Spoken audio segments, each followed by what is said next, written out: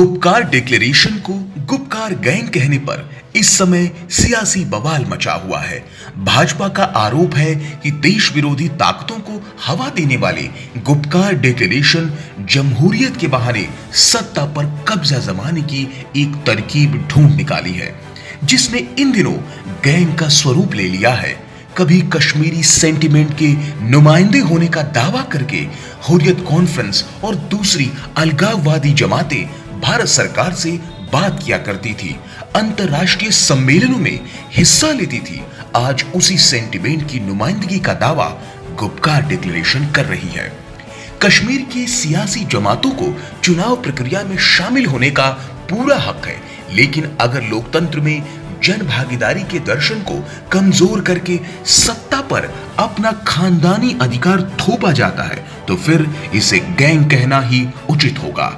70 साल में पहली बार जम्मू कश्मीर में रह रहे पीओके के रेफ्यूजी, वाल्मीकि समाज, गोरखा समुदाय, हजारों की संख्या में पलायन कर चुके कश्मीरी पंडित और कश्मीर से बाहर ब्याही गई बेटियां भी आज अपने गांव लौटकर डोमिसाइल पा सकती हैं और वोट कर सकते हैं। जम्मू कश्मीर रीऑर्गेनाइजेशन एक्ट के बाद कश्मीर का यह पहला चुनाव है जिसके माध्यम से सत्ता में आम आदमी की भागीदारी की नई व्यवस्था सुनिश्चित की गई है।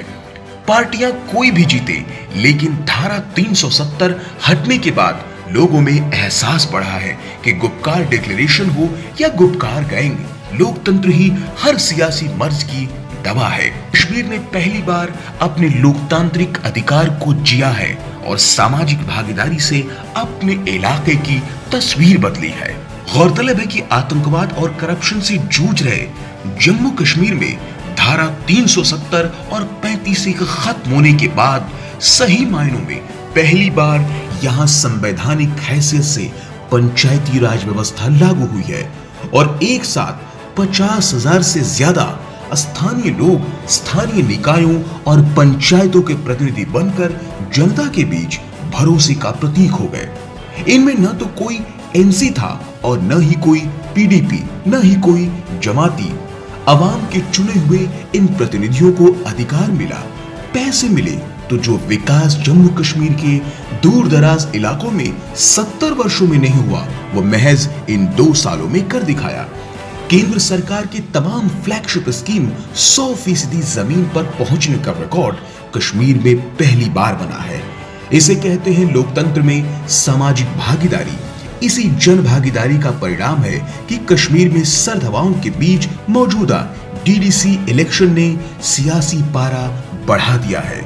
आज कश्मीर में बढ़ती जन भागीदारी ने ही भ्रष्टाचार पर लगाम लगा दिया है, तो वहीं कश्मीर में रोशनी के नाम पर जमीन कब्जाने की रिवायत को पर्दाफाश कर औद्योगिक विकास की नई उम्मीदें भी पैदा की हैं। मौजूदा चुनाव में नए चेहरे के सामने कई साबिक मंत्री डीडीसी चुनाव लड़ रहे हैं।